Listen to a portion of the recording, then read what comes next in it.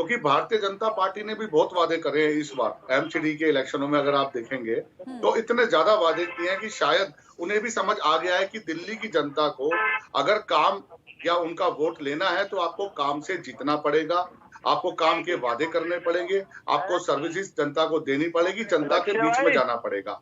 अब पहले की तरह नहीं होगा कि आप ऑफिस में बैठे रहेंगे और आप वोट ले लेंगे। आप देखिए, अगर आंकड़ों को देखेंगे आप ही के चैनल पे 126 और 113 कहा माननीय मुख्यमंत्री जी 220 की बात कर रहे थे। तो ऐसा भी रुझानों में देखने को मिल नहीं रहा है जैसा माननीय मुख्यमंत्री जी कह रहे थे। जी प्लीज। बिल्कुल। और पवन जी देखिए, ये बात तो मैं भी आपसे सहमत हूं कि देखिए कहीं ना कहीं जिस तरीके से आश्वासन दिखाया जा रहा था वो आश्वासन नहीं दिख रहा है। फिलहाल जो शुरुआती रुझान कह रहे हैं क्लीन स्वीप की स्थिति दोनों ही पार्टियों के लिए नहीं है, कड़ा मुकाबला है और टक्कर बरकरार है।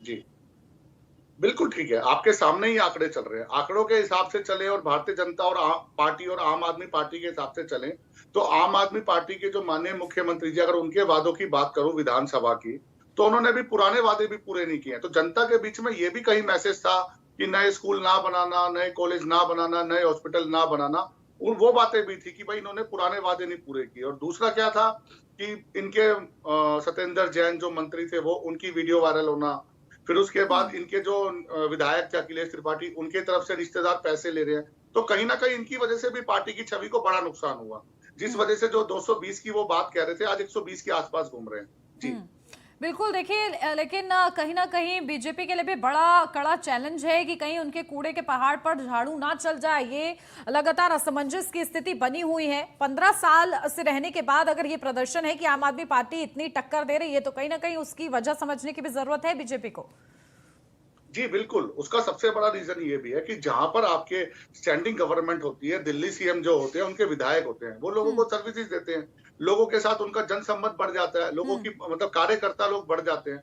और फिर 15 साल से राज एंटी कंबेंसी को एक शो करना, तो आम आदमी पार्टी ने अपने एडवर्टाइजमेंट से बीजेपी को बड़ी कड़ी टक्कर दी है, जिसका सबसे बड़ा कारण ना लोगों को लगा कि शायद बदलाव होगा।